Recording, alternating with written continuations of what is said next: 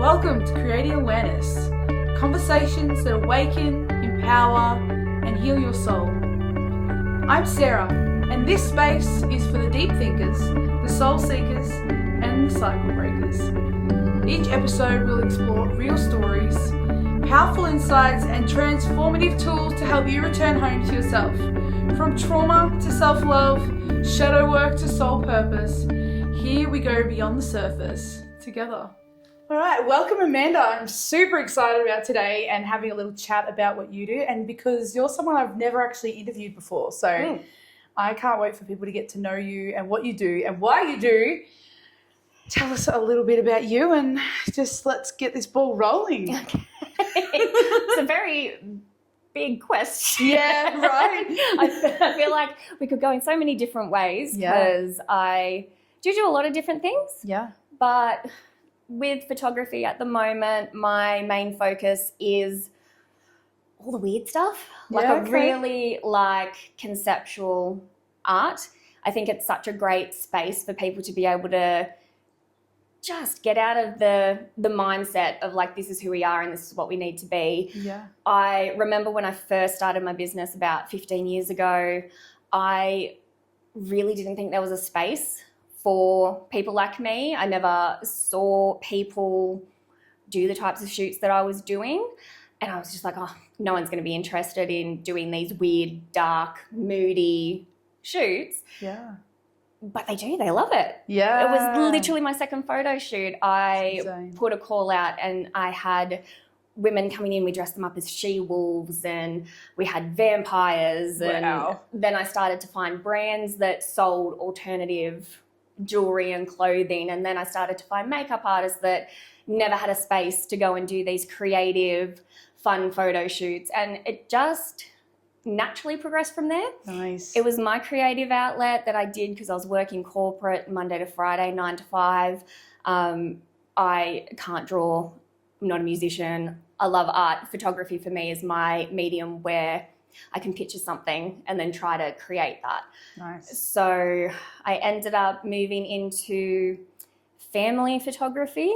Yep. And at some point my brand just naturally went from really, really dark to very, very light and airy. That's so cool. It was... What a concept. Yeah, I don't even know how it happened. And then it was weird because I went to a branding agent. So my business is Akira Bella Photography, and I have the lotus flower as my logo. The symbolism behind that being that a lotus flower is a beautiful thing, but it starts from a muddy, dark spot. That's cool. Evolves from that. Now, that's sort of how I saw my journey with photography. That's how I was relating to my clients at the time. The name Akira Bella didn't come about until I had a rebrand after about 7 years. Yeah. And so the clients that I was working with, I was like, oh my goodness, there are people in the world like this. And so Akira itself means graceful strength in Japanese. Beautiful. And Bella, obviously, Italian beauty. So my work, I think, is very strong, very bold, very different, but still beautiful. I don't want it to be something that scares people away. I want it to be something that draws people in. Yeah. And I had a marketing agency tell me that you can't be both. Your brand has to either be strong or it has to be beautiful. And you're like, no, it doesn't. Literally, I was like, well, that was $5,000 not well spent. Oh, thank you. God. I'll take that on board. And I haven't left the name since, and people have told me to change the pink in my logo to be more mainstream, to hit a certain clientele. And it took me a really long time to get comfortable with not everyone is my client. There are a lot of photographers out there who do the aesthetics that people are looking for, but the people that are drawn to my business are just such unique, special people. Yeah. And they've all been on such a journey. And I feel like that's the space that my business is creating. And I've just fully leaned into that now. And having moved to Ballarat, I feel like there's a lot of people out here that aren't afraid to embrace those sides of themselves. And I just think it's really fun and unique. And I love it when people get their photos back and they love their photos and they're seeing themselves how I see them. Because I think a lot of people also come in, and I hate being on like this side of the camera. It's really, really weird. Interesting, isn't it? It is, and I forget everything that I tell my clients to do. I'll literally watch this back and go, oh, I didn't stick my chin out and I didn't do the things, and that's not my angle. We're authentic in this space, aren't we? And so I'll have people come into my space and just feel so awkward in front of the camera, and I'm like, trust me, it looks amazing. And then they get their photos back, and then they see that, and they get that confidence and that spark, and they want to come back and do it again and try something different. And I think for me, it's just being in front of a camera is very exposing. It is. Well, it's a vulnerable space too, because, you know, where are the images going to go and what does it look like? And when with the work that I do, you know, working with like a mirror, you know, and being able to see yourself, and we, especially as women, we look at our imperfections and we go, I look like this, or I don't like this, or there's so many things we don't like about our aesthetic or our voice, or what we do with our hands in a video. Like, I'm going to watch this back again. Yeah, right? Like, why did I do this with my hands? I speak with my hands on it. No, it's great. This is the thing, right?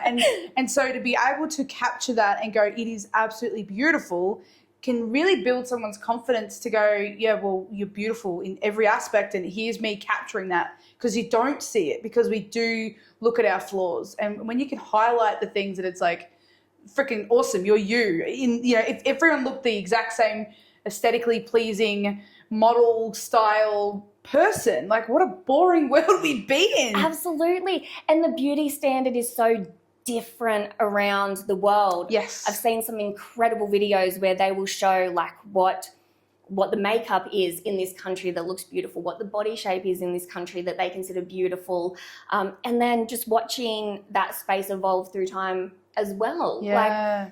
Like, I think we are just, and I think this is the other reason I'm so fully invested in this side of the business now, with social media, we don't even know what we should look like. There's so many, especially young women, young men these days are very image driven as well. Social media has just made it so that you see yourself as a filter. Yeah. And then you're striving to physically look like that filter. People go and get work done, and then all of a sudden they still have that filter on and they've had the work done, but then they're seeing the work they've had done with that filter, and so they still don't feel like they're enough. Yes. And we all know that there's many, many people in the world that have a lot of opinions and can sit online all day and tell you, you know, your body doesn't look great. Why are you wearing that? Why is your hair that color? Yep. A lot of opinions. And again, it's taken me a really long time to get out of this space. It would probably still sting if I heard it now, but I feel like I would be more confident in myself to be able to say, that is a reflection of you. Yeah, 100%. And that's exactly what it is. Because like when you look at the beauty standard, it's impossible to meet. You know, like you were saying with the filters. Like I was someone who used to use filters all the time, and I remember my mum turned around to me and she said, Sarah, look, you know, the filters are lovely and it looks great, but I'm just worried that your kids, if you have kids one day, they're going to look at this filtered version of you and not actually know what you look like. Yep. You know, and it's not a very real representation of yourself. And it's fun to play with filters on Snapchat, and I get that. But I actually got to the point I had to delete Snapchat because I could not take a photo of myself without the filter that got rid of all my imperfections, that made my face a little skinnier, that just brought everything into that wonderful look. And it's like, well, it's not me. So I'm putting on a mask and portraying to people like, you know, trolls, like when you're dating and things like that, and you see this beautiful picture and then you go meet them, you're like, what happened? You know, it's not real. So the more you can step into your real you, and become more authentic. And as soon as you don't care, like the rest of the world doesn't care. Like we care, so the world cares. Like as soon as you're like, oh, people are going to say that I'm too fat, or people are going to say that I shouldn't have wavy pink hair, or you know what I mean?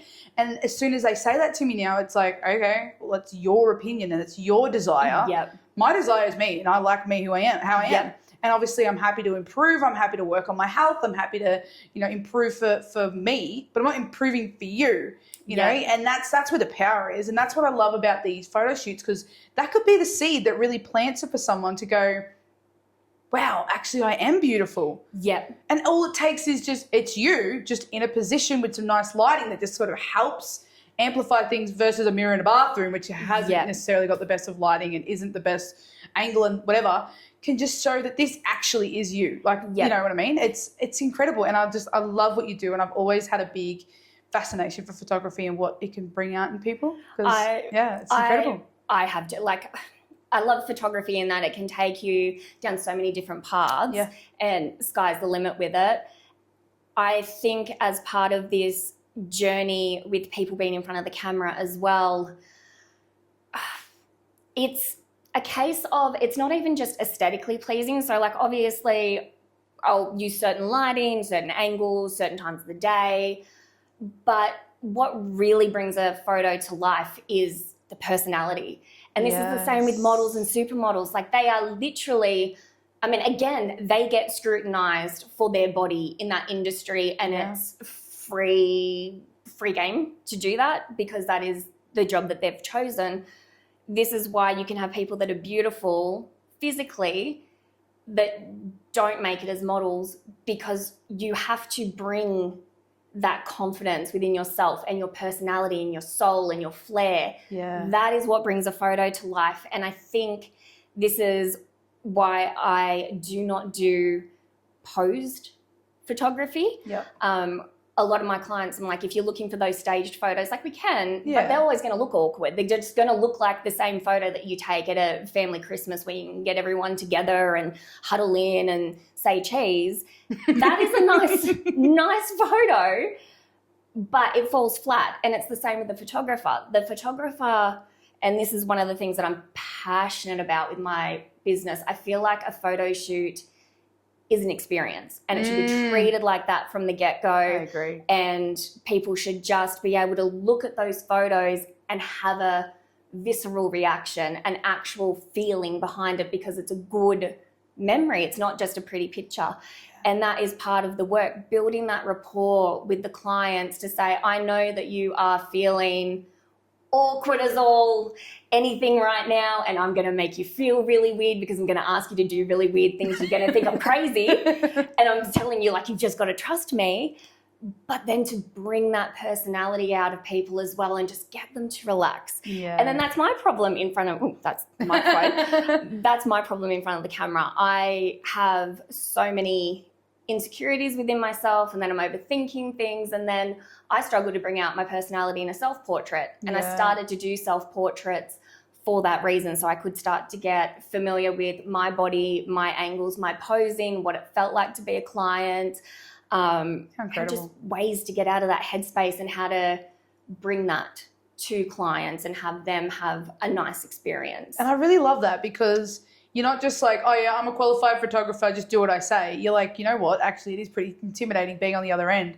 Let's experience that for myself so that I can actually be in your shoes and really feel into that and help you. That just goes above and beyond that whole experience kind of vibe. And that's why when I was looking for a photographer, like for mum said before, you know, she's been looking for a photographer for years. And it's like, well, yeah, you can go to a photographer and they're qualified and they take wonderful photos.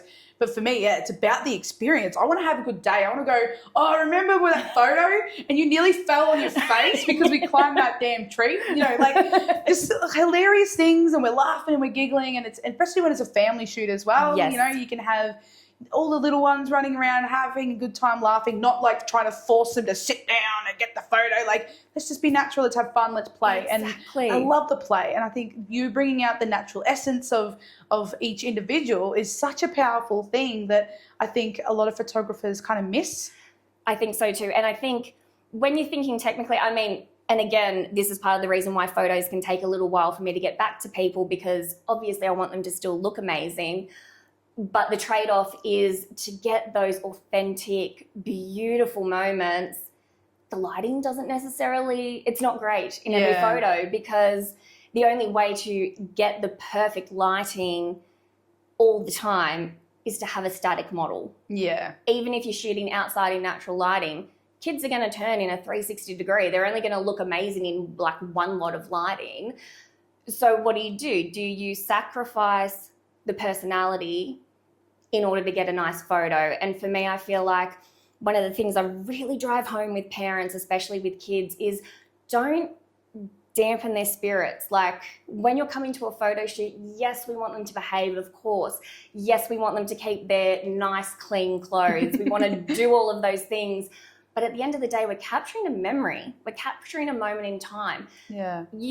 Everybody takes photos of their kids, right? So parents will always have those progression photos to document the physical changes. It's my job to capture you and your family and your partner and your kids and your pets and your dynamic as it is. Yeah. Because that is what you want to remember. And I'm like, so if your kid is chucking a full-blown tantrum, red face, tears rolling down their eyes, let's get a photo of that. It's not the one you're probably going to put on your wall. No. It is the one you're probably going to come back to later and go, oh my gosh, I remember when you used to chuck those tantrums in the middle of the shop, in the middle of that photo shoot. Yeah. You're going to get that spectrum. And again, even with husbands that come along to photo shoots and boyfriends, they're usually not fully invested in it. Yeah. There's a lot of other things they could want to be doing. I lean into that. I'm like, well, be silly. Like, you don't show me who you are as a person. Show me who you are as a couple. Be playful, be fun. And I always get the posed photos first because that's where I am getting the lighting. I tell everybody to get their awful smiles out of the way up front. Let's just get them the out. awkward out. It's not going to be a great photo from me in terms of spec-wise. I've got to change a few things. So do not give me your good smile now. It's going to go to waste. And then that eases things up too because, again, you're not expected to be perfect. You don't have to worry about that. It's my job to just stalk you with the camera. Like, just go you. Go have fun. And I will just follow. Oh, I love that so much. It's absolutely incredible. I did have some questions, and I know this is such a good conversation because it's so important, and people underestimate how important it is what you do. So I really want to ask this question because it's really deep, I think. And so, what does creativity mean to you on a soul level? Soul as in individual soul, or like heart, mind, body, soul? Oh. Why not do both?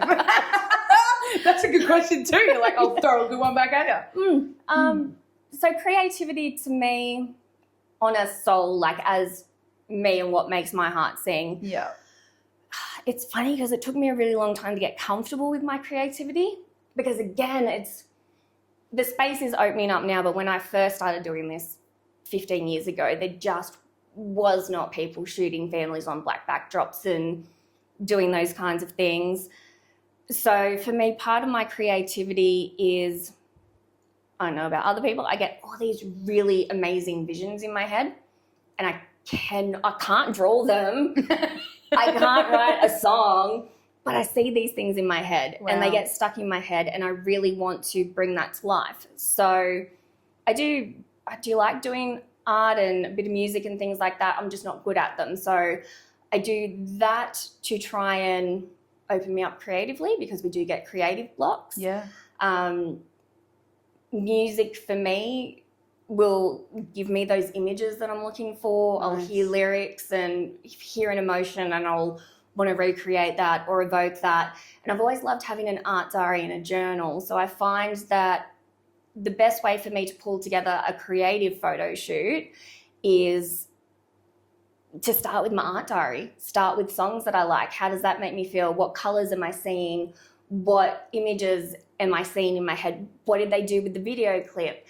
And so I'm always trying to use creative photo shoots to push myself artistically. It's very easy, especially when you're doing photography as your job, for it to just become a job and for you to forget the creative side. Yeah. So I do that to really push myself. It gives me a chance to practice with lighting. Like, I love playing around with lighting. I love playing around with props and makeup and all these fun things. So for me, it's just an opportunity to really pull that part of myself out.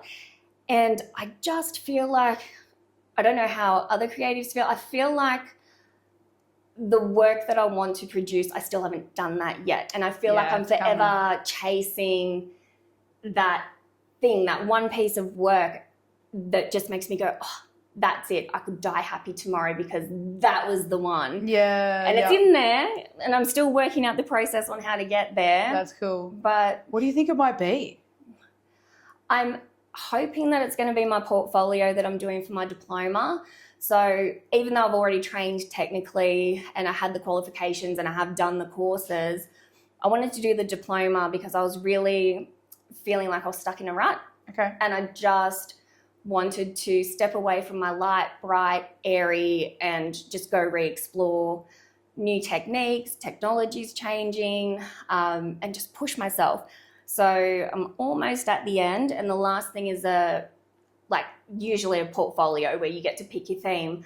And so for me, I feel like the thing that I want to say the most is to do with like my health journey. Oh, wow. And the process of that, because for me that was the past 3 or 4 years have been the most transformative in terms of health and who I am as a person, and being more comfortable with that. Yeah. Was very much forced to reevaluate my life and change everything. It's completely topsy-turvy to what it was before, failed upwards, but there was a huge process in between to get to that point. And music and art and creativity, that's what helped me get through. And so I'm sort of, it's in the works. I've got little post-it notes everywhere and little journals everywhere. I'm trying to collate them. I've got all the images in my head. So yeah, for me, I'm hoping that that's going to be this was it. Yeah, and I think that's going to be so powerful. I don't think anyone's doing it either. Like, it's so unique and authentic to your journey, but also a lot of other people's journey too that don't feel recognized with the things that you've been through. So I think doing something like that is fucking powerful. Holy crap. That's what I'm hoping, because part of my process of going through this journey, it was very isolating to begin with. Like, I didn't know what endometriosis was, had never heard of it before. Yeah. Just sent me down this massive spiral, and then having chronic pain and chronic fatigue and that process, which is really isolating. And for me personally, I had to battle with myself because I couldn't be who I used to be, and I couldn't do the things that I wanted to do, and I wasn't ready to let go of her and move into the next spot. But like, I had to. At some point I had a massive cry because I was like, oh my gosh, I'm actually never going to be able to do the things that I could do before. Yeah, it's a grieving process. It is. Like, I literally felt like it got to a point where it was all just muddly. Like, I didn't have a good health team behind me, was getting medically gaslit, knew things were still wrong with my body and had people tell me otherwise, had male practitioners mansplain to me, literally nearly hemorrhaged to death, had a blood transfusion, iron infusions, my body stopped producing blood. I went to my GP, who was a male, and said, like, I'm vegetarian as well. What can I be adding into my diet, or what could I be doing to try and get my energy levels back? Because I was still working and I needed to concentrate. It was a corporate job with government documents. So the brain fog and the fatigue was just ruining me.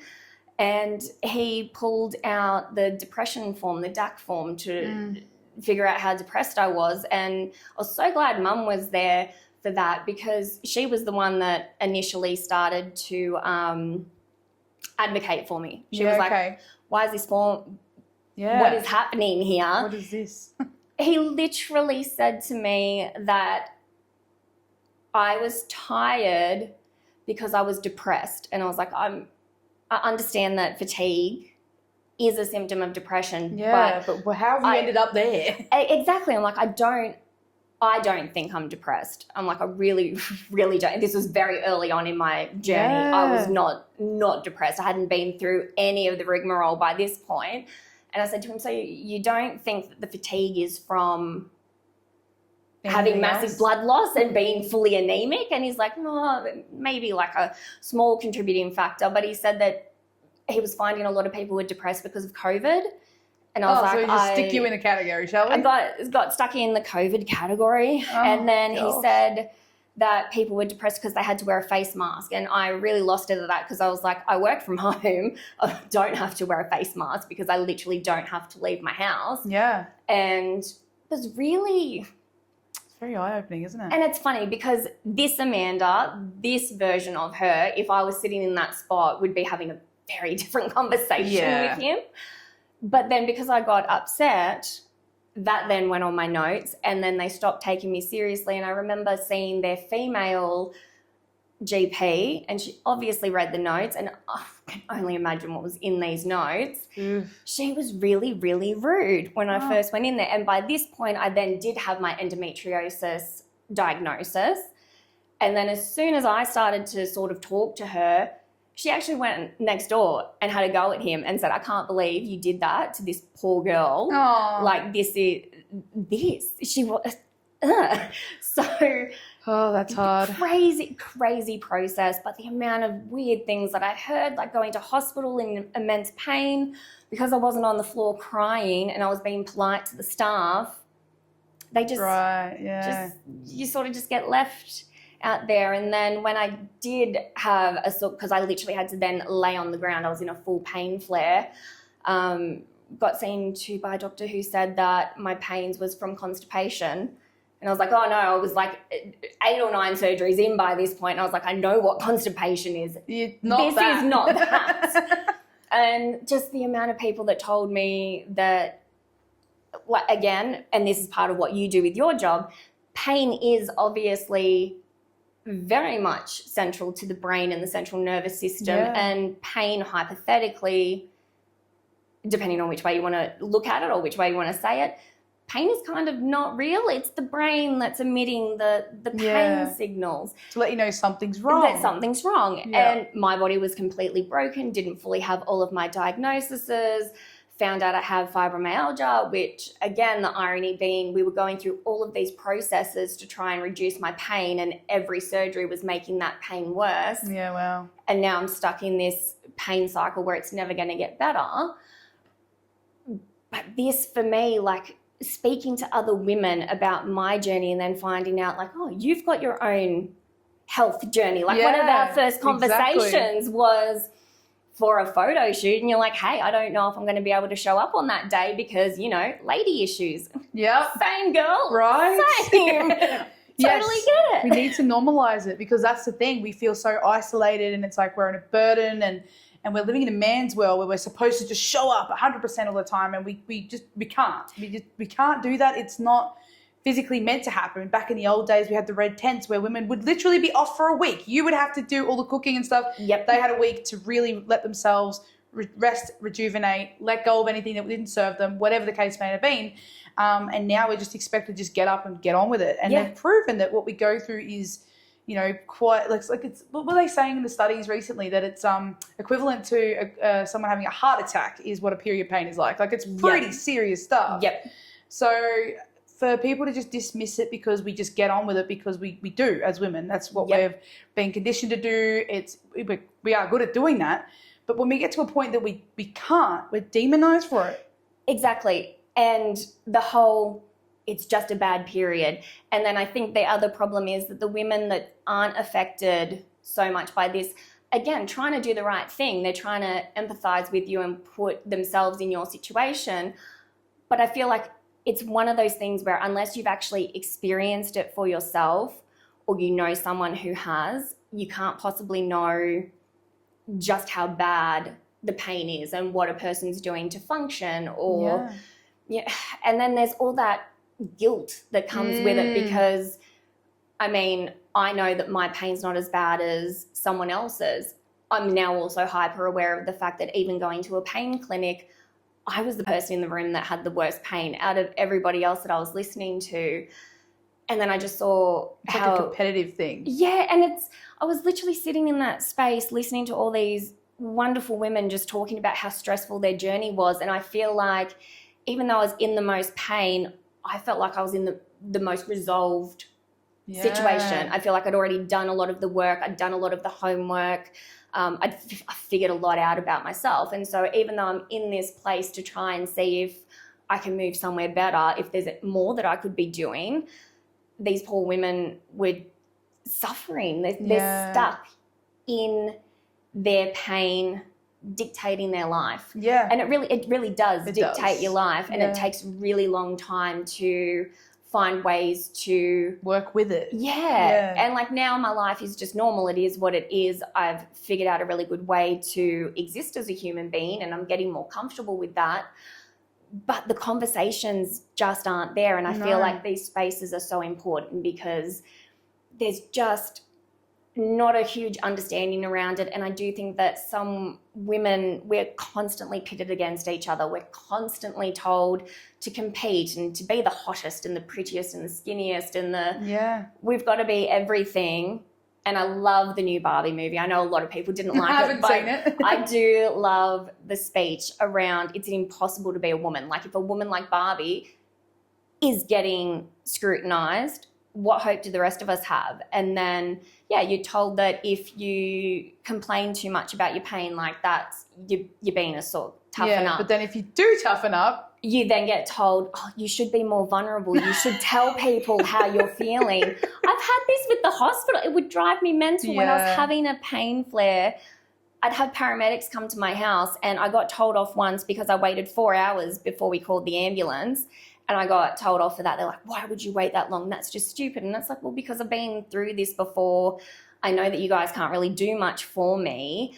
And honestly, that 4 hours when you're in a pain flare just disappears. It just goes into a vortex. And then I've had other ones where because I wasn't crying and I was cool, calm and collected and could communicate, thought that I was just doing it for attention. And then when I was having a severe pain flare, like one of the worst I'd ever had, I then had a paramedic scold me and tell me that I was being hysterical, which we all love being the hysterical woman that's having a bad period. Yeah. And so, again, there's no winning. There was no winning. Yeah. And it took me a really long time to be okay with responding to my illness, how I responded to my illness, work through it how I wanted. And I had people accuse me of doctor shopping, and I used to feel really weird about that to start off with.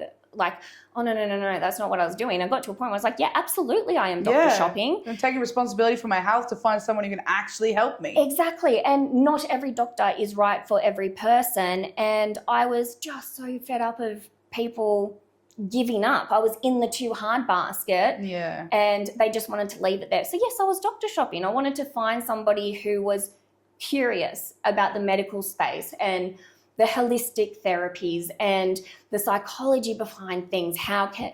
There's always things that we could be doing to try and make it better. I wasn't ready to give up.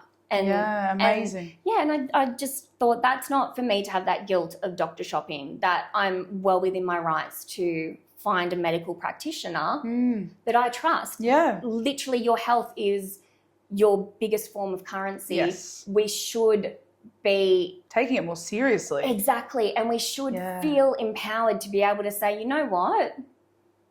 You're not the right one for me. And it's not a bad thing. It's not. No. It's literally same as being a photographer. I am not everybody's photographer, but when I find my clients or they find me, we get along like a house on fire and we make magical things happen. Yeah. And that's what moving to Ballarat did for me as well. I had like 18 people on my medical team back in New South Wales and I could barely get out of bed.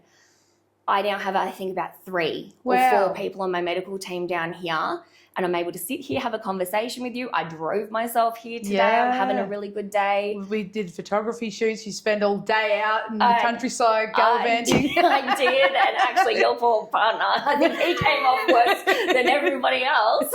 Yeah, pretty much. So it's amazing what you can do. And this is why one of the passions of mine is talking about self-responsibility. And that's what you did. You know, you're like, well, nobody's going to help me. I can't just sit here and give up and go, oh, well, it's too hard. If they think it's too hard, it's too hard. I just have to suffer and it's just my life. Yeah. You're like, well, no, this is my life. I want to take responsibility. I'm going to go out there. I'm going to find something. I know there's something out there. And that takes incredible determination and incredible self-responsibility and awareness to be able to go, no, this is not it. Yep. And that's incredible. And I think to inspire people to do that for themselves this is what the conversations are about, right? Yeah. It's the whole point is to get people to go, you know what, you can ask more questions. You can not worry about what everyone else thinks because this is your life, right? Yep. And this is the biggest thing that I want people to take home is, like, don't worry about what other people think. Like, who gives a shit? They are not your people. Yep. You know, they've got their own judgments, and send them off with love. You don't know why they have those thoughts. They've probably had a whole rigmarole of reasons why they thought you were a hypochondriac or that you didn't, you know, complain enough. There's a whole journey of their own that they've got to that point. Absolutely. So let them have that journey, but be on your own where you're like, yeah, no worries. Like you say what you want to say to deflect your own bullshit, but I'm going to keep tracking on the way I need to. Like, that's power right there, because a lot of people won't. A lot of us give in and go, oh, maybe I am too much, or maybe I need to just calm down. And the more we store that within our bodies, it gets worse. It really does. You know that. You know when you're feeling a lot of shame and you're feeling a lot of embarrassment, or you're feeling all these things that other people's projections of you and their views and what they want to picture you as, when you hold on to all that, it actually just makes shit worse. You're in more pain, you're in more stress, and it just exacerbates. Absolutely. Yeah. And this, for me, this has been a huge learning curve about how pain does work with the body and things that can trigger and things that can make things worse. And for me, it was that storing of things. And again, I think because our generation was sort of, I mean, we're nowhere near baby boomers in terms of what they were told, you know, harden up, drink some concrete. But we did get a little bit of that. We did get a little bit of that. And now our new generation's getting less of that. And it really, like, I know that I probably did do a lot of damage to my body unintentionally. It was working a corporate job that was so stressful and took every part of my being, because I was working with disadvantaged people. I had to give a lot of myself in order to be able to help them on their journey. And then it was that, you know, we needed houses and money doesn't stretch nearly as far as it should, and things were getting more expensive. So I was working 2 jobs and then had the photography business as my outlet, but also trying to make that work. So working a lot of jobs and not looking after myself and not understanding how stress impacts on the body. And so, like, I know that there's a lot of mental, physical damage in there, and it is what it is, but it's not for me to feel sorry for myself about that. I'm certainly not going to blame myself for doing what felt right back then. Knowledge is power. We learn things as we get older. The medical profession is learning more, and it's really just, I think, about bringing this forward to people and changing the conversation around it, because even going back to the mental side of things, I did start to develop depression and anxiety as part of being in chronic pain, for chronic so fatigue. long too. Exactly. And for me, I still didn't feel depressed because I was still trying. I was still getting up and out of bed. But, you know, when you start to reflect on that, it really was, well, okay, I am a little bit down in the dumps because this is brutal. Like, it was exhausting. Yeah. And then not just for myself, like trying to be a better version of myself for my family as well, for my husband, for my dogs, for everyone and everything that I cared about. So that was my motivation to get up. And it's just one of these spaces where mental health is a huge, huge, huge component of it. It really, truly is. Where I get frustrated with the system is where mental health becomes the blanket for, it got to a point where, because no one knew what was wrong with me and they thought that I was making it up or they thought I was exaggerating, because again, we still didn't have the full scope of my diagnosis back then. It was literally that surgeon did their job, therefore you must be fine if you're still in pain and still bleeding. This was what I couldn't understand. So this all started from a hemorrhage. Like, I've always had cervical lesions and precancerous cells and all of those things, but I had this severe hemorrhage that just started as a period that just never stopped. Wow. I had a period like every day, and it was getting worse and more painful, and I was losing more blood, and that's why I had to have the blood transfusion.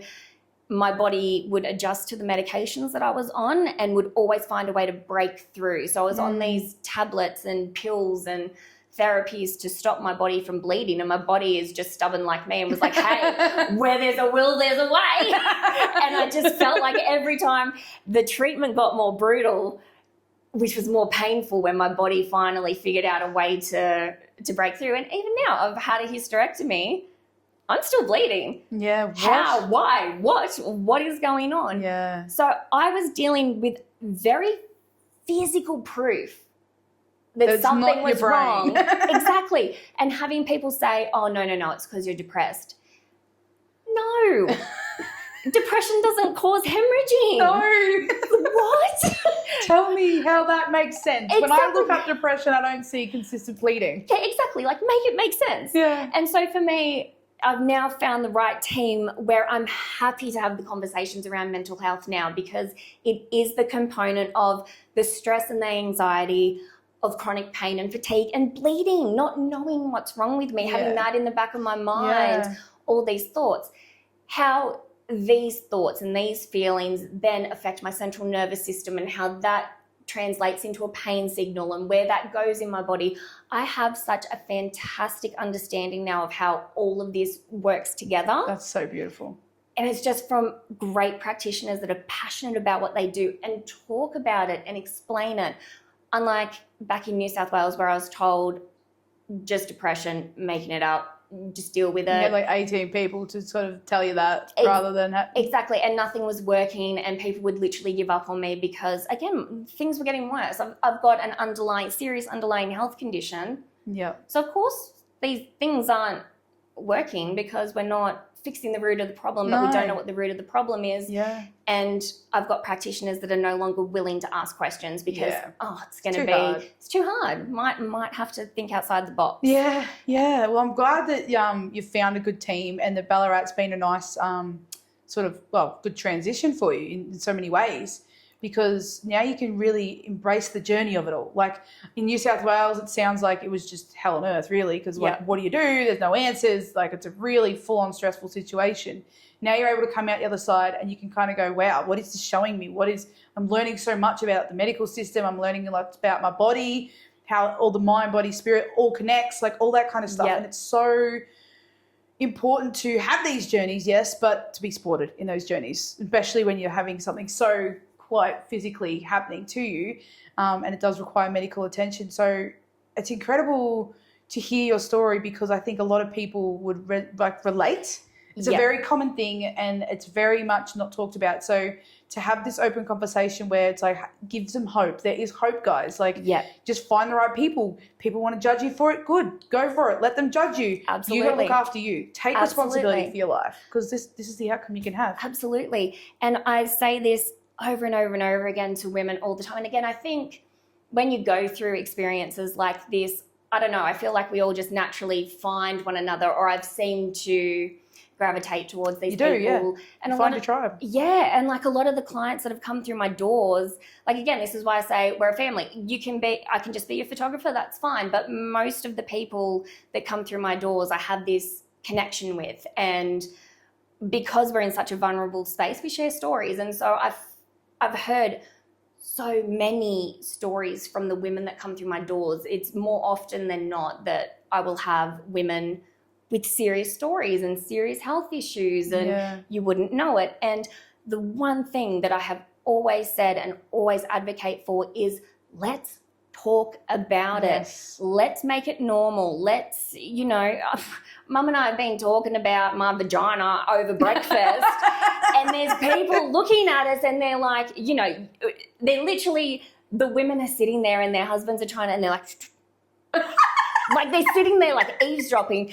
And it used to make me really embarrassed to begin with. And I was like, no, if you want to listen to how like I'm bleeding to death right now and it's really painful to sit here, you can be in the conversation too if you want. Yeah. I'm not ashamed of this. And it's amazing how many people are affected by it. And I still stand by this to this day.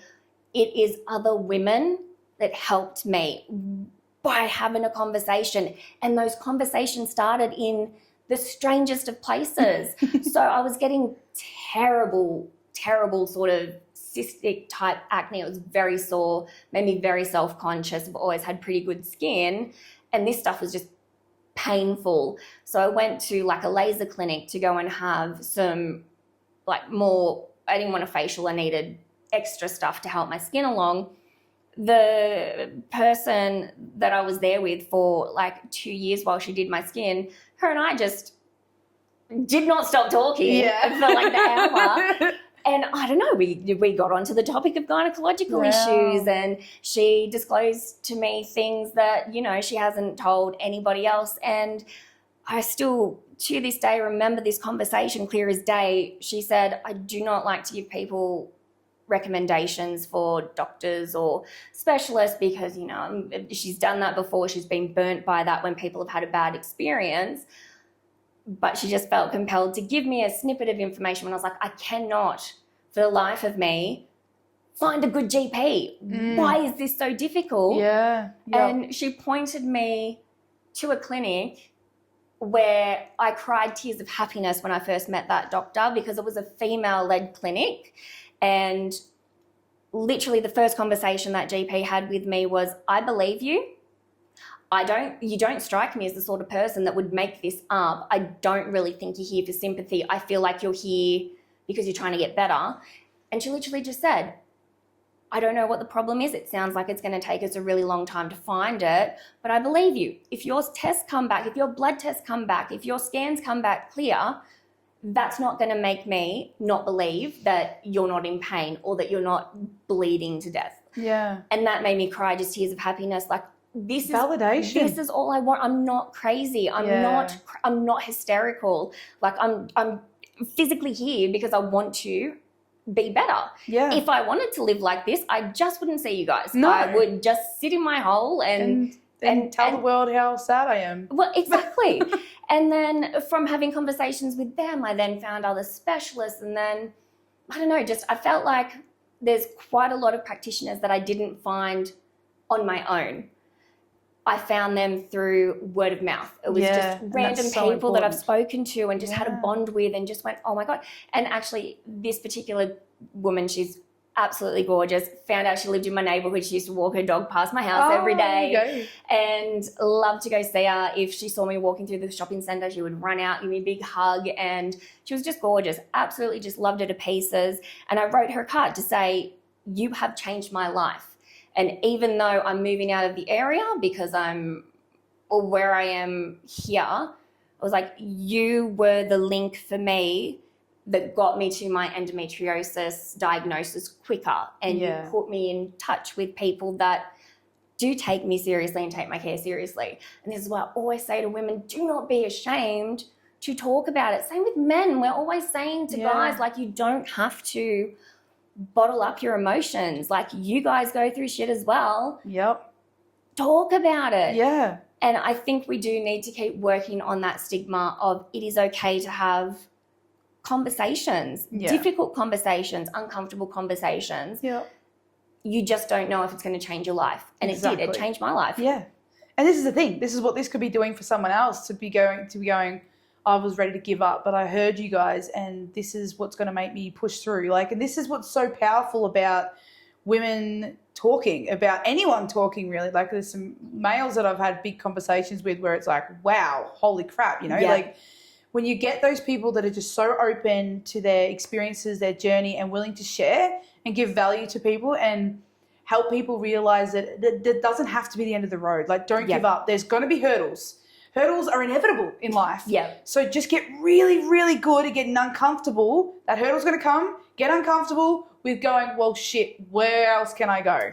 You know, get comfortable in the uncomfortable, because it's not fun. It's not fun to have to think outside the box. It's not fun to have to ask another doctor. It's not fun to have to go through this for years. Yeah. It might seem easier to just go, I'm just going to curl up in bed and this is just who I am. Yep. Because I don't have to go through this whole fucking rigmarole, right? Yeah. But it's not, because the life you have is a really sad version of yourself that can't get out of bed and it's stuck, right? You get stuck.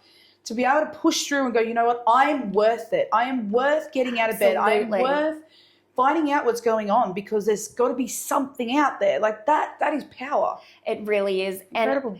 And getting uncomfortable with the idea of you might not be who you thought you were going to be. And I think all of us go through this struggle as well. I think we all have a very sort of clear idea, you know, as kids, what do you want to be when you grow up? And I feel like those conversations stick with us. We get excited. We get excited about them, right? Exactly. And you kind of, you know, people are always looking for their self-identity and things that make themselves feel like them. And when you have a health crisis, especially one that just kind of sweeps you off your feet, it comes out of nowhere or seemingly comes out of nowhere, I just think that is also a super disabling factor for people, because you're not only dealing with medical gaslighting, you're not only dealing with, I mean, God, I don't know how many times I've told my story, like it's so many times, and it was exhausting, and the thought of going to just one more GP or just one more specialist, like mentally, physically, some days I just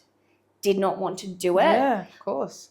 But what were my options? Like, the only other option was it's only going to get worse. Yeah. And this is my life. And you won't know why. Well, exactly. And it's crazy, because I feel like this version of me today is who I've always wanted to be. And I had to go well off course to get here. Because at one point I was going to give up photography. I was like, oh, nah. I'm like in my 30s. Not famous, didn't make it, don't like what I'm doing. I don't know, got rid of the studio. It's all a bit too hard. I just won't do it. I'll just go and have a normal 9-to-5 job, even though no. No. But because again, society again sort of says, well, no, by your 30s, like you should be settled down, you should be married, you should have kids, you should have a house, you should. Yeah. And whether we are consciously aware of it or not, we're forever trying to meet maybe an expectation of who we think we should be. Yeah. This journey allowed me to go through a process of I can't be her. Yeah, I literally am not allowed to. My body says no. Exactly. My body has said no. You are made for more than this stereotypical, Exactly. lifestyle. You can't sit at a desk 9 to 5, Monday to Friday now. Your symptoms are too all over the place. You just don't know from day to day, if I'm going to get back to work, I need to have flexibility. Yeah. And I need to be my own boss. And so that is where I picked up photography. And again, I moved into our property going, I'm not going to be a photographer. And then we found our property finally. And the first thing I said to my husband and my mum was, oh, this would be the perfect yard for photo shoots. No. And I was doing my pep talk. Back up. I was like, nah, I don't want to shoot people in the orchard. I'm not envisioning kings and queens and Alice in Wonderland and a giant chess set here, and I'm not doing it. I'm not putting fairy lights in my garden and planting trees, and I'm not doing it. And then when I set up my studio, it was just going to be for myself. And then next minute, hubby just knows me well enough to know that, like, as soon as that was done, it was happening. You're like, the spark has been lit. She's back. And it just kind of fell into place, because it's like, wow, it all makes sense. And this is the only job that I can do where I can kind of work around my body and my needs and get to all of my medical appointments. And it's also, again, my understanding now of my mental health, going to work for, okay, so our photo shoot that we did took all day, right? Yeah. I wouldn't have been able to do that in a Monday to Friday, 9 to 5 job where I'm doing admin or complex thinking. That would have fatigued my body. I would have been ruined the next day. And like, I know you texted me the next day, how'd you hold up? Because we all thought I was going to be like down and out for the count. But then I'm now learning that, no, that was a positive experience. So even though the output was the same, it was a work day, they're talking cheese. Right? Exactly. You're in alignment. When you're working a job you're not loving necessarily, and the stress behind it. Stress is the killer. We know that for our bodies, right? So to do something that you enjoyed, and we were laughing, and the endorphins, and you're running on a whole different frequency because your vibration is up. And so vibration is so important. So to be on that high vibration of, I'm in my soul's alignment and this is freaking awesome, I get to do this thing. It's such a different thing to, I guess I better go to work, and now I'm going to do this. I'm so tired already. Oh, it's only 11. Shit. Exactly. It's a different energy. It really is. And I'm starting to learn now that, like, because so much of my past, like 5 years, has been dictated by health, and every input from my body has been negative. Everything that I've experienced has been negative. Now that I'm starting to move into that positive space, my body's starting to react better. Like, I still have all of the same symptoms that I have, but I'm managing them better. I was going to say, the management's what's the key, isn't it? Like, it's not like, oh, cool, it's a magic cure, I figured it out, I do my soul's purpose, and all of a sudden my body just fixes itself. It's like, no, it's just you can manage it now. Like, because you don't have the added element of stress and anxiety and all that sort of stuff. It's like, cool, now I can actually do what I love, be in a higher frequency, and so I can manage it. That's amazing. Exactly. And then the only issue that I've been having is still haven't quite, my body's not in a full cycle. So like I get a bit envious of people that have regular cycles and like their body, like, you know, oh, if I could say that week's literally. And so even a couple of weeks ago, I felt so bad having to cancel some newborn photo shoots.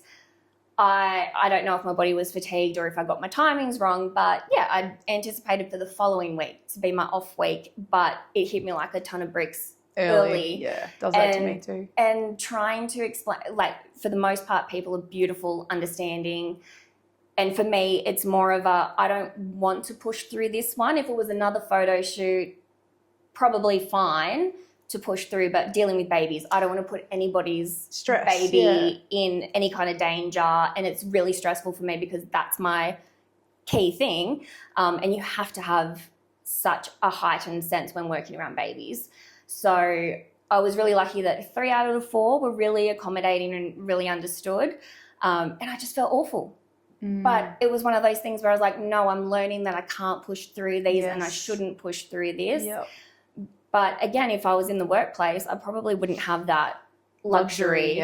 And so at least I get to do these photo shoots for people when I'm feeling a bit better, and I'll get there eventually. And I think the thing is, it's taking away that shame when you can't. Like, this is the key that's been really changing it for me, because like, as you know, I suffered really heavy this year. For some reason, it's like this year's the year that it's like really intense.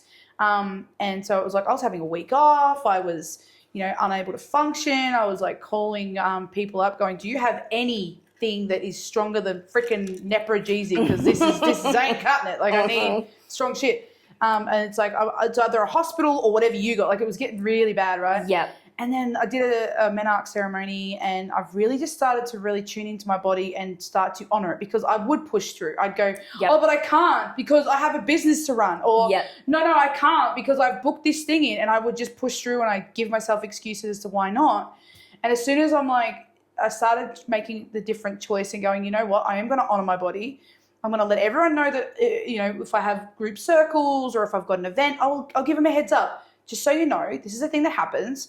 So if I need to reschedule, just be aware that that's a thing that might happen, so it doesn't throw them off. So, you know, my sisterhood program, they're really beautiful. Sometimes I'd be in the bath in pain. I'm sorry, girls, I cannot do tonight. I thought I could, but it's actually getting worse. I have to honor my body. So it started off with just very last minute, like, oh God, I don't think I could do this, to now it's like I know in advance now my body will say, you need a rest. And the thing is, it does tell you, we just don't listen. Exactly. Because we push through. And I've found the last 3 cycles I've had have been, I can actually manage them. It's like I said, it's management. You're still in pain, but you can manage it. You're not like bedridden and you're not off forever. Like, you know, it's manageable necessarily. Like, and different levels, you know, each time's different, sometimes better than others, whatever. But to be able to actually have the space where, 1, we're talking about it. And 2, if your frequency is a bit higher and you feel okay saying I can't. And not having the guilt and shame, because that drops you back down, that adds to your stress, it makes it worse. That's the power. The power is going, you know what, I can't, and that's okay. It's okay that I can't.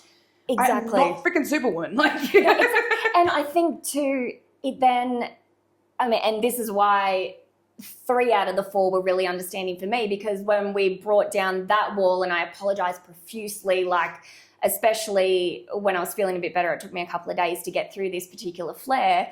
When I came back and said, like, I'm honestly so sorry and I will make it up to you, the conversations were, it's fine, I get it. And when I was like explaining it's the endo and the fibro, and then you don't need to hear my life story, and I'm not trying to justify, it's just this is the reason. My reality, And that then opened up to, no, that's totally fine, because I have a sister who has this and she has it horrendously, and one of the women she's going through her own stuff as well.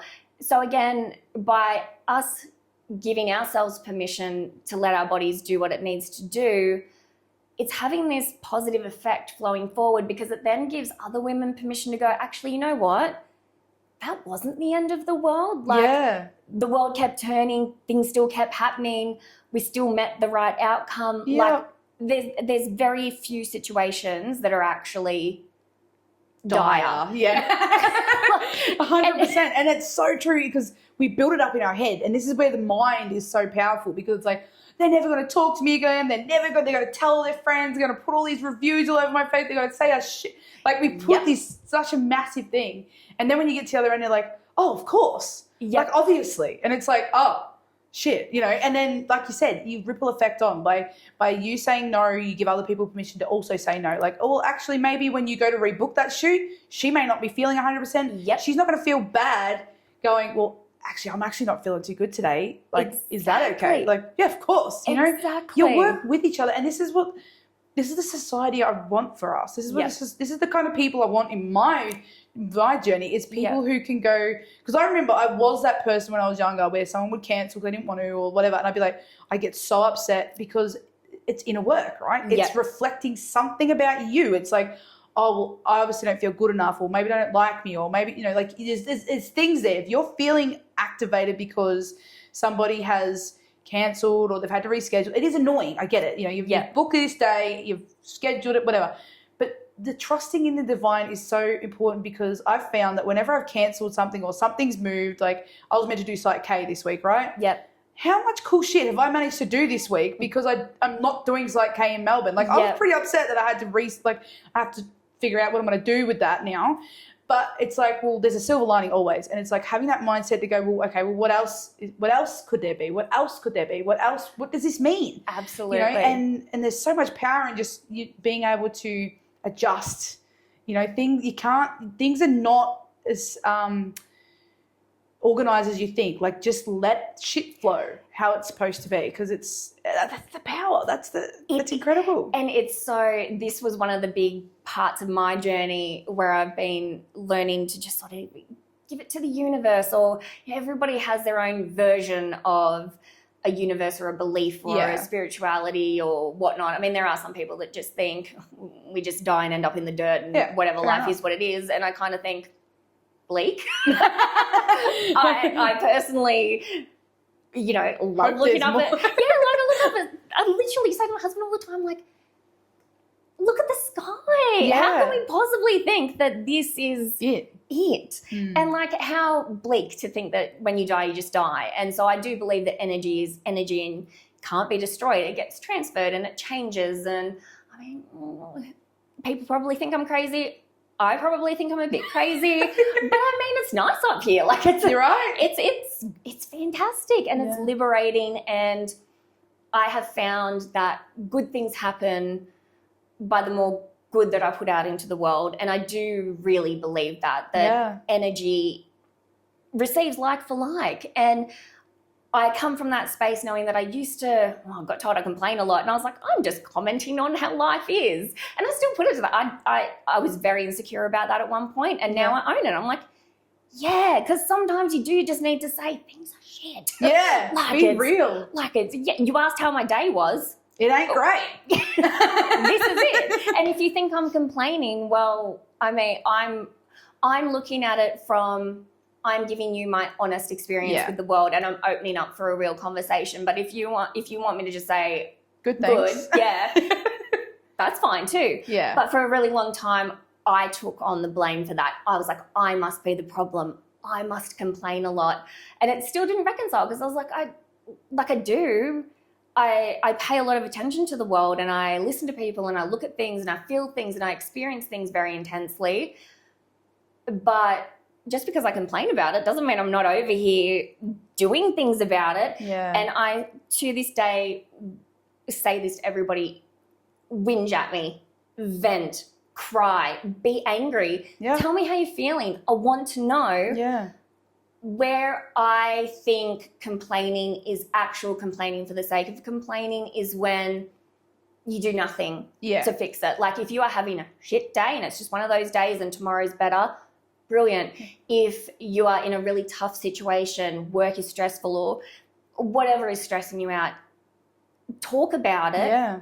Don't bottle it up. Don't let it manifest in your body and turn into something toxic. But at the same time, complaining does not achieve anything. Talking about things, having a conversation about things is very different, because I feel like a conversation is with the intention of sharing knowledge and empowering people to make choices.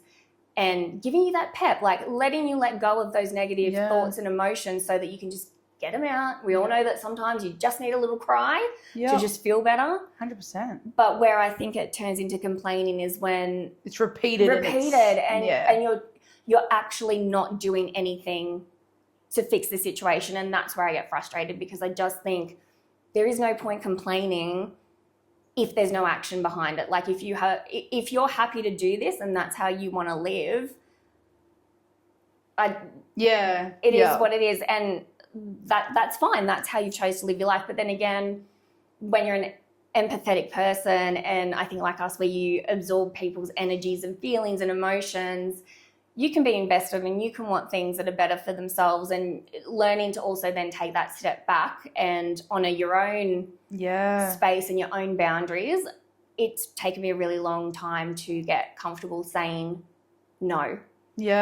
Or cancelling something that I've booked. Like I still don't like doing it. I'll still try and avoid scheduling things if I think I'm going to have to cancel. But yeah, having that safe space to be able to say, I'm not okay today. Yeah, exactly. Yeah. What is wrong with saying? What is wrong with saying that? Exactly, because it's human. It's such a human thing. Like, it doesn't even have to be a medical issue. It could be, I've woken up and I just feel really heavy and I feel really emotional, or I feel really some griefs come up that I didn't realize I need to work on. We don't allow ourselves space to feel those feelings.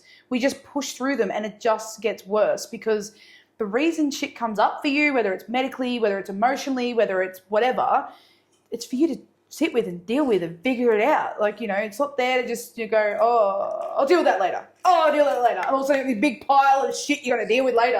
And it's like, oh, that's a really big pile. And I don't even want to look at that now. That's massive, It's like that laundry pile that everybody ignores, and then you just go, should I just set this on fire? Start again. This is a lot. I don't think I want to go there. Yeah. But yeah, no, this is really important stuff, and I'm really excited that we went down this route, because we didn't know where we were going to end up, because we could talk about many different things.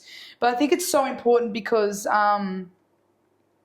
women need to know this. Yeah. People need to know this. Even the men, about their women, that this is a real thing, and this is a real important thing that could really change if we just were a little bit more empathetic and a little less judgmental, and we're a little bit open and a little bit take more responsibility for yourself. If you don't feel good about something, do something about it, So I think this is a really good conversation for people to really hear.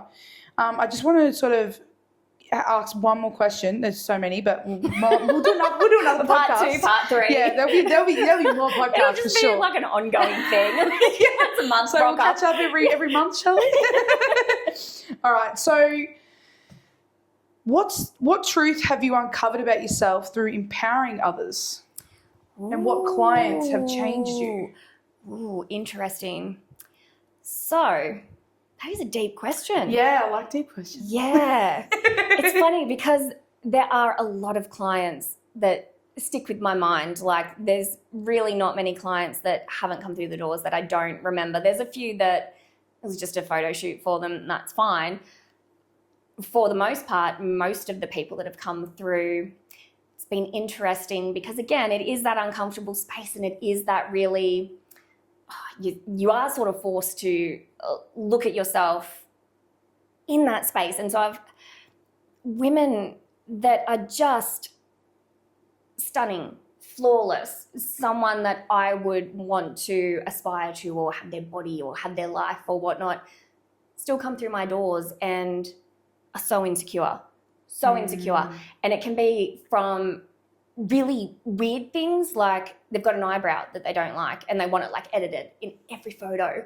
Or I've had a mum come through the door who was a surfer, and her and her daughter are gorgeous, literally the Australian standard of beauty, tall, skinny, tanned, blonde, blue eyes.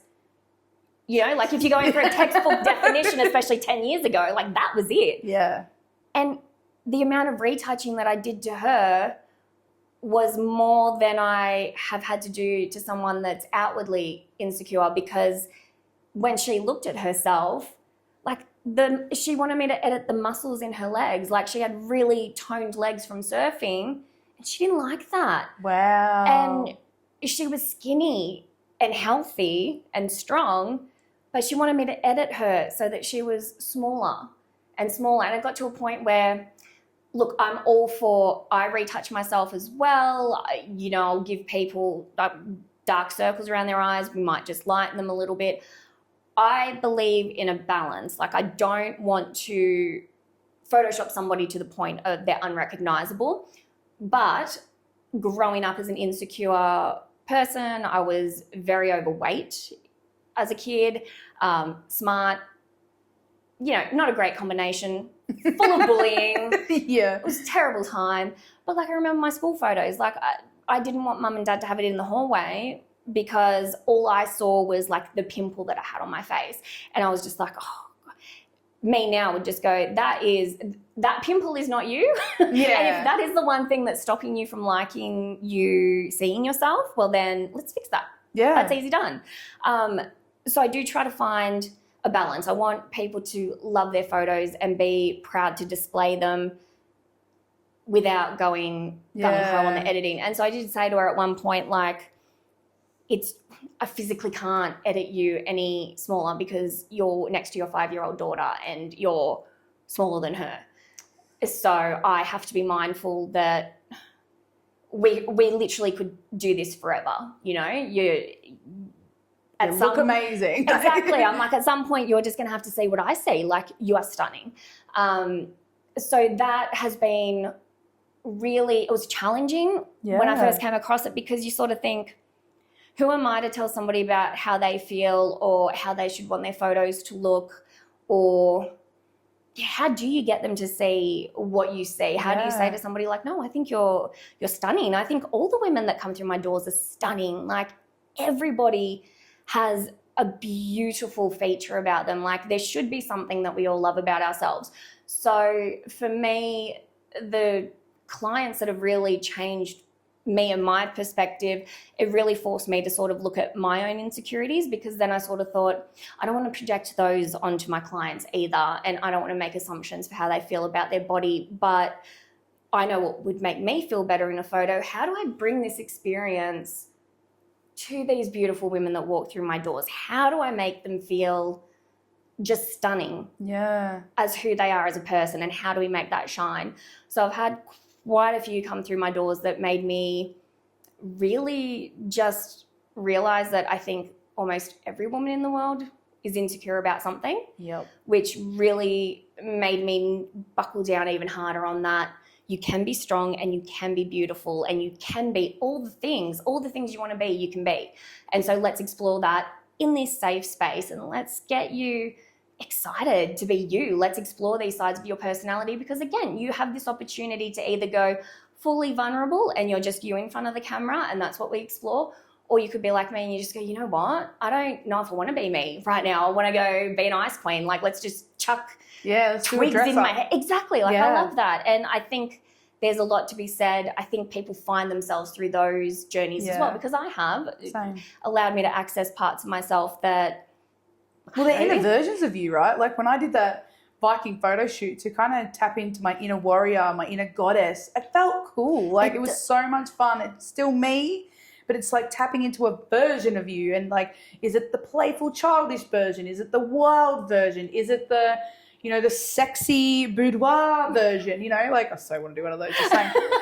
You know what I mean? It's so much fun. And you get to play with different aspects of who you are, because I don't think we are all linear. We're not just this. I'm not just this. I am multifaceted. Yep. We are all multifaceted beings. Yep. And you can be what you want to be. So if you're I always see myself as a superhero, let's do a superhero photo shoot so you can pull that part of you that is actually there out in this photo shoot, so you can start to embody what it's like, right? Because if you're someone who, they say with manifestation and stuff, you have to imagine you are already that. Exactly. Right? So that's basically what you can do. You're I want to really embrace my inner goddess. I want to be that elaborate, elegant, whatever. And you're cool, well, let's dress up, let's do that, let's get you there, so that you've got on your wall, you start to slowly be that version of you. You know what I mean? It can be quite fun and quite empowering to know what it feels like, because you have to know what it feels like to be able to become that, right? You have to know what it's like to be a superhero or a goddess, or if you're doing a gothic, that real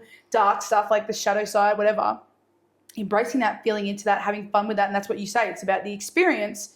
you get to embody what that's like. Like, oh, that wasn't so bad. That was actually quite fun, you know? Exactly. And you sort of, I think when you put yourself into those characters, they become less of a character. The more you embrace that and do that and lean into that, the more you just, I'm not going to walk around every day with like a flower crown on my head. But I totally would. I was going to say, I'm literally But you could.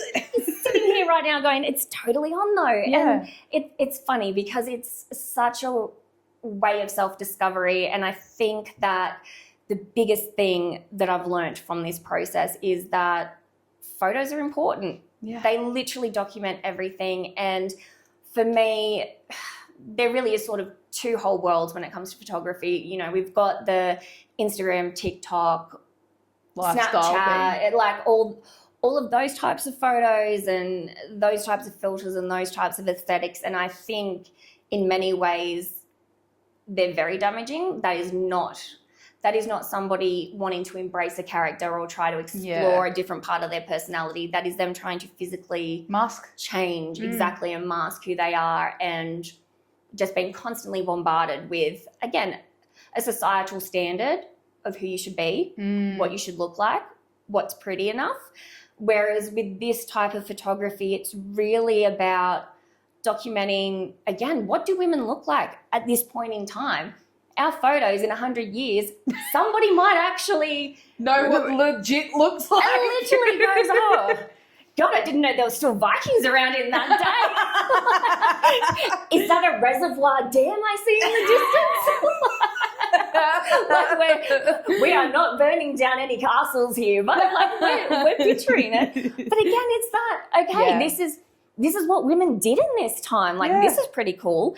Someone in 100 years might see that and go, oh, wow, yeah, that's cool. And we still emulate artists that existed hundreds of years ago, and it's so important to document things as they are. And I do think that photography is your most vulnerable, and you really do. It is like looking at a mirror, but like a mirror you can walk away from. Yeah. And we can still picture things in our mind, whereas the camera, you kind of like, it's there. It's not going anywhere. I can't just. You are forced to sit with yourself and to look at that, and you have to find a way to be okay with that. And I really want to just bring back this normal in terms of, no, this is what a photo should look like. Yeah. And that's not just, I do not at all judge anybody that uses filters. I mean, I use filters. Yeah, one of my profile pictures is a filter, but again, that filter was used at a creative photo shoot, and I really did just like the ethereal, sun-dappled look that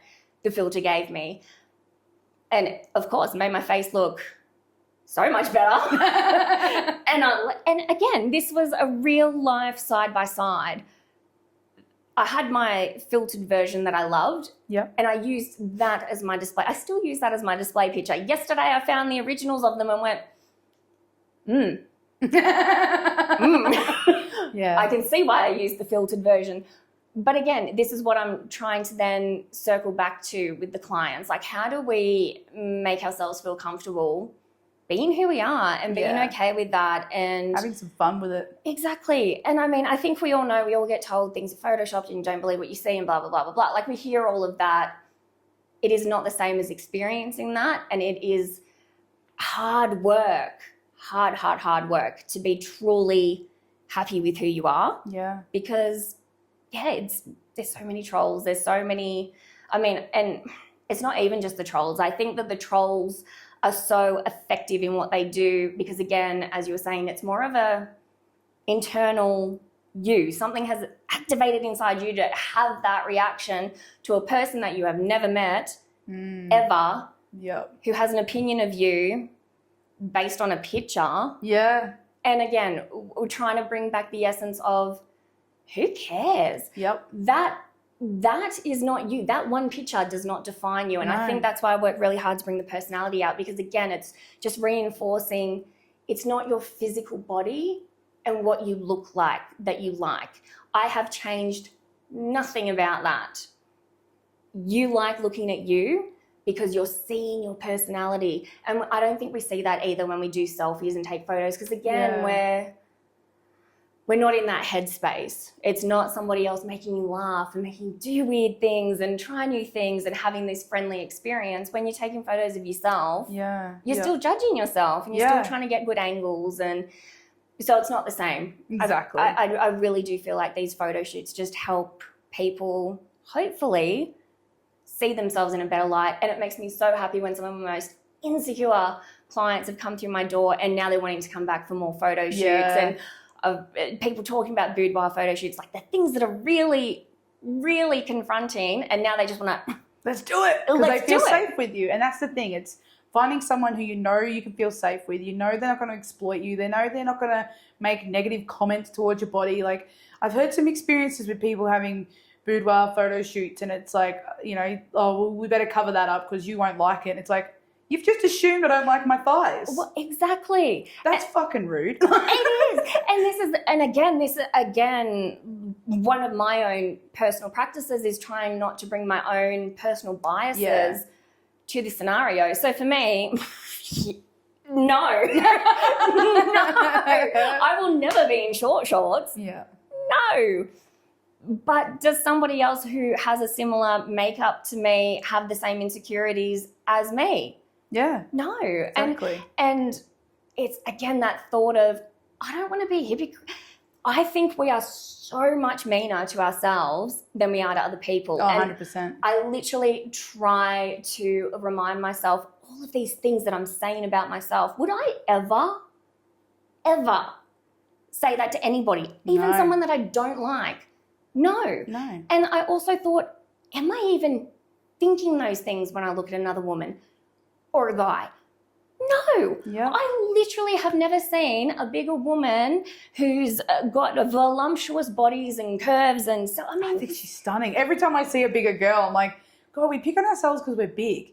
And then we see a bigger girl and we're like, God, she's beautiful. It's like, what? Yes. It's so backwards in our brain. Yes, and I think, oh gosh, she looks gorgeous like, it's okay in that. for her, but, you know, we can't be that gorgeous bigger girl, you know, or even if it is the skinny ones, because I remember being a kid, I was the bigger girl. I had a friend who was like half the size of me, a stick, and we were both bullied. She was bullied because she was too skinny. Yep. I was bullied because I was too big. And I remember turning around to the kid and going, well, what the fuck do you want? You're telling her to eat a cheeseburger. You're telling me to get off the cheeseburgers. I don't eat cheeseburgers, you know? Like, it's just a body. And people are going to pick on you regardless of whatever. Like, people got their own insecurities. Like we've talked about, it's mirrors, it's reflections. So just getting people to be able to be more confident with themselves is one of my biggest goals, because I know I used to have wardrobe meltdown after wardrobe meltdown. Oh, God, yeah. Whereas now it's like, fuck, I look in the mirror and I'm like, damn, girl, you know, you look amazing. And it's just like, just embrace it. You know, wear what you want. This is extravagant. I don't give a shit. I know. You know what I mean? Like, just wear what you want. I love it. And actually, even this today, Yeah, I was you like, look incredible. and I feel good. Yeah. Which is funny because this morning my belly, like, endo belly, and I was like, great.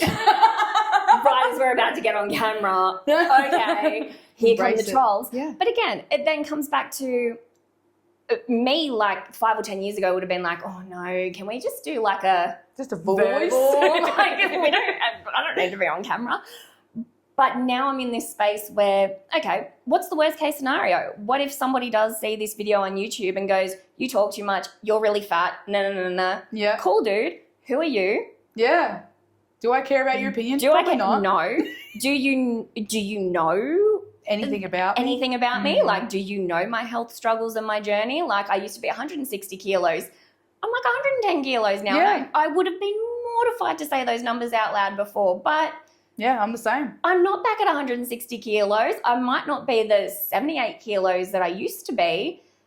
But, like, man, this body's been through a lot. Yeah. Like, should I be mad at myself for gaining 30-odd kilos, being on hormone therapies?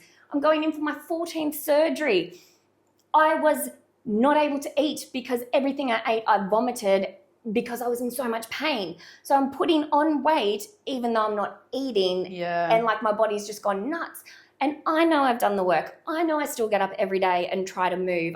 And when I'm healthy and my body's been good, I will do a good workout. And I have sat on the floor doing yoga and cried because the pain is so bad. And when I can eat food, I eat good foods and I drink water and I do all of the right things to take care of myself. this body is a reflection of my journey.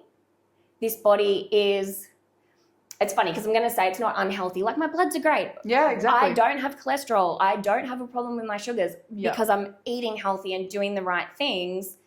So even though my body is physically unhealthy for other reasons, I'm still trying to be healthy and happy. And for me, I think one of my turning points was my husband's loved me at every size. Yeah, that really helps. Yeah, and it's not to say that I've placed my self-worth and my value on like my husband, but this self-reflection, I was like, for the longest time, I would frustrate him to no end. And he actually one day said that I was making him feel bad. He got quite upset with me because he thought he wasn't doing enough to make me feel good about myself. And that's when I'm like, that's actually not your responsibility. Like, and I don't want to do that to him. And actually it made me really realize, oh my God, like I was projecting onto him because I was so not confident and he's such a gorgeous human being. My insecurities were saying he's too good for me. And like, what is he even doing here? And I didn't realize that I was actually hurting him by having those feelings because he's saying like, oh my God, like, I have loved you at every weight, every size. I don't see that. I love you and I love you as a person and what you do.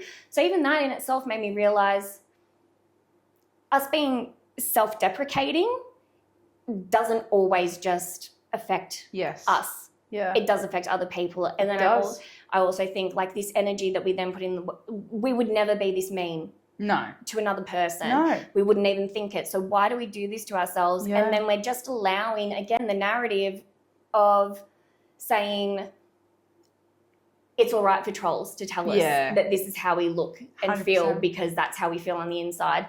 And so again, and this could be a whole nother podcast topic, but even body positivity, like I'm seeing a lot of pushback now on body positivity and empowerment and things like that. And, you know, women are once again being dragged down. We just get this little burst of confidence and we start to go, you know what, I'm allowed to exist in the world in this body. Yeah. A guy can take up as much space as they want, have as much leg room as they need, but a woman should always be smaller. Yeah. Occupy less space. And as soon as we all say, actually, no. That ain't going to happen. Exactly. And like, it's not going to be a case of being seen and not heard and whatnot. Like, no.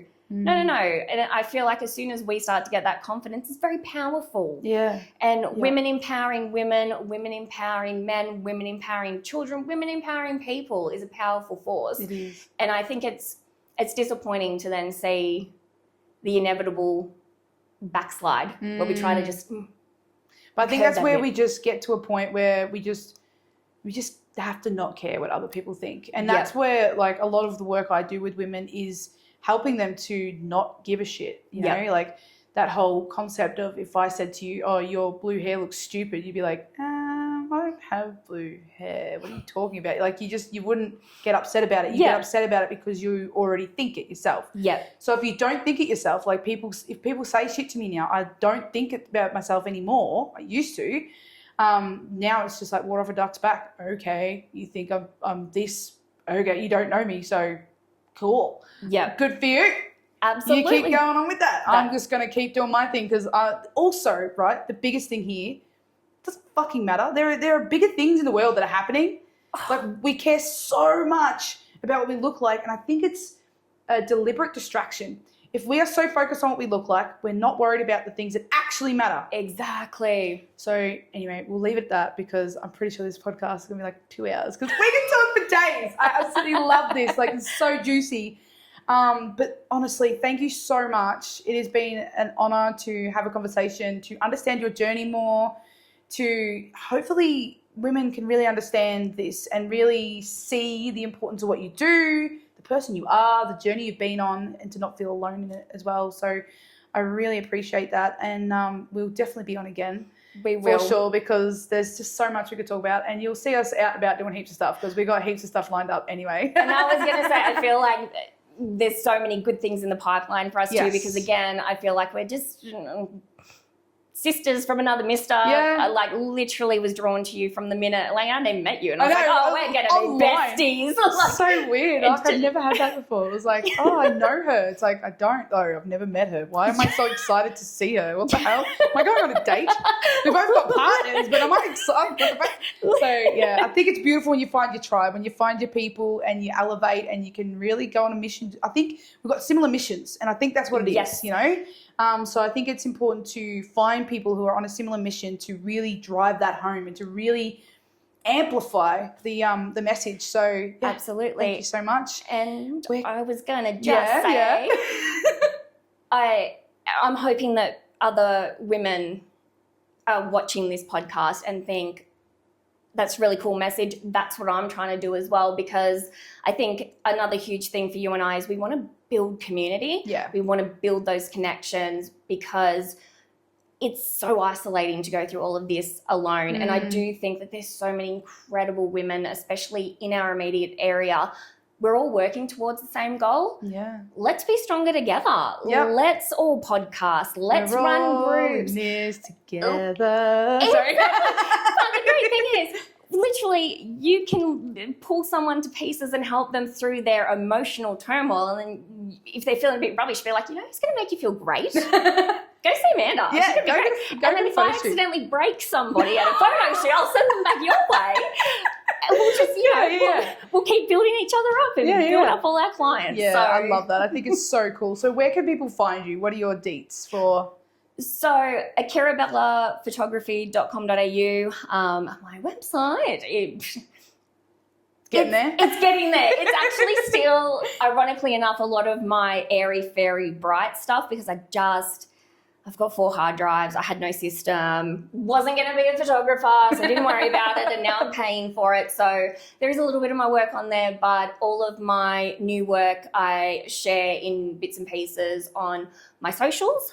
So you can find, I've got the business page, Akira Bella Photography, on normal Facebook. You'll see my weird-ass profile photos everywhere under Amanda Panards, which is the personal page. I find that my personal Facebook page rather than the business page, I can interact a lot easier with people. Yeah. I don't know how many people use Meta, but Meta really It's annoying. sucks. As soon as someone contacts me through my business page, I'm like, so I'm just going to email you from my other place. And I am on Instagram and TikTok. Yeah.